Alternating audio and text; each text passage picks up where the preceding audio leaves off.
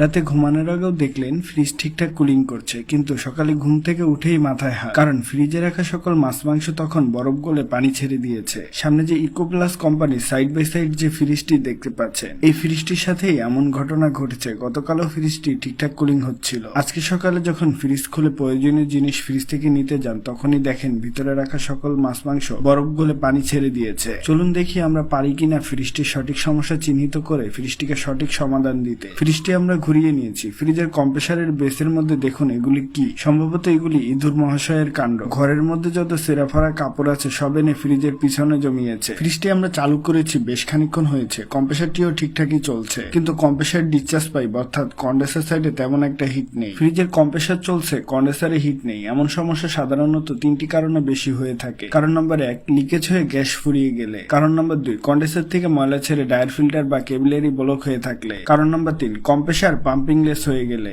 Step by step check করলে ইনশাল্লাহ আমরা সঠিক সমস্যাটি চিহ্নিত করতে পারবো। সর্বপ্রথম আমরা ফ্রিজটি বন্ধ করে ফ্রিজের গ্যাসটা ছেড়ে নিব।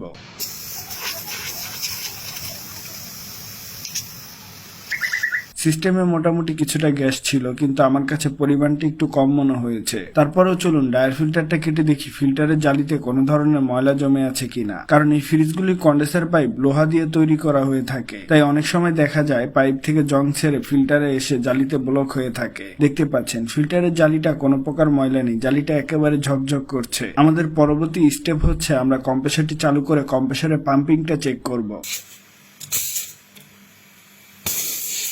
এটা যেহেতু R600 গ্যাসের কম্প্রেসার, তাই চেক করার সময় পাম্পিং চেপে রাখা যাবে না। প্রেসার দীর্ঘ সময় চেপে রাখলে কম্প্রেসারও খারাপ হওয়ার চান্স থাকে। কম্প্রেসারের পাম্পিং আলহামদুলিল্লাহ ঠিকঠাকই আছে। এখন আমাদের পরবর্তী স্টেপ হচ্ছে প্রেসার দিয়ে চেম্বার এবং কন্ডেন্সার লিকেজ টেস্ট করা। কম্প্রেসার থেকে সেকশন এবং ডিসচার্জ পাইপ কেটে চেম্বার এবং কন্ডেন্সার আমরা আগে আলাদা করে নিব। এখন চেম্বার এবং কন্ডেন্সারে দুই সাইডে দুইটা মিটার লাগিয়ে চেম্বারে 200 PSI এবং কন্ডেন্সারে 300 PSI প্রেসার দিয়ে নিব।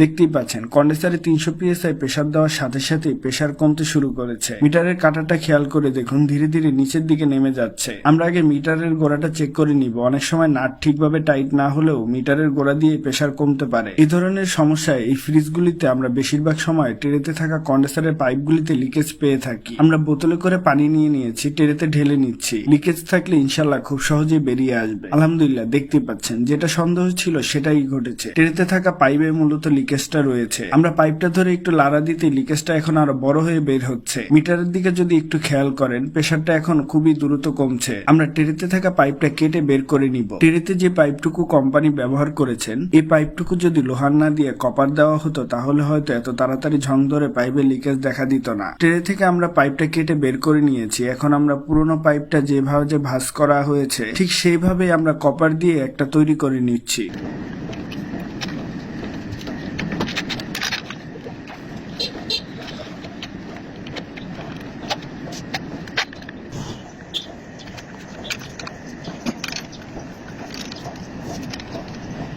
আলহামদুলিল্লাহ আমাদের ট্রের পাইপটা তৈরি করা কমপ্লিট। আমরা পুরোনো পাইপের ভাজে ভাজেই নতুনটা তৈরি করেছি। কোম্পানি ট্রের পাইপের উপরে এক ধরনের হিটিং টিউব ব্যবহার করেন যেন পানি থেকে পাইপ কিছুটা রক্ষা পায়, কিন্তু আমাদের কাছে এই ধরনের টিউবগুলি না থাকায় আমরা পুরো ট্রের পাইপটাতে কালো কালার স্প্রে রং করে দিচ্ছি। আলহামদুলিল্লাহ পুরো পাইপের রং করে নিয়েছি। পাইপটা ট্রেতে বসিয়ে নিব। ট্রেটাও আমরা যতটুকু সম্ভব হয়েছে পরিষ্কার করে নিয়েছি।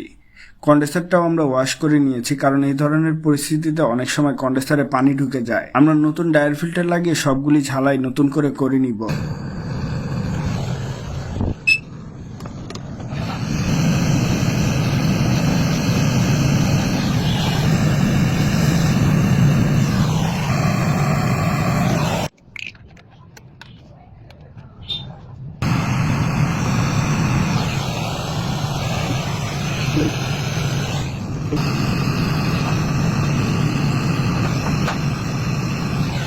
আলহামদুলিল্লাহ সবগুলি ছালাই সুন্দর মতো করে নিয়েছি। ইনশাল্লাহ লিকেজ হওয়ার কোনো চান্স নেই। এদিকে ভ্যাকুমেও লাগিয়ে দিয়েছি। অন্তত 20 থেকে 25 মিনিট ভালো করে ভ্যাকুম করে নিব। এখন বন্ধ অবস্থায় আমরা আগে কিছুটা গ্যাস দিয়ে নিব।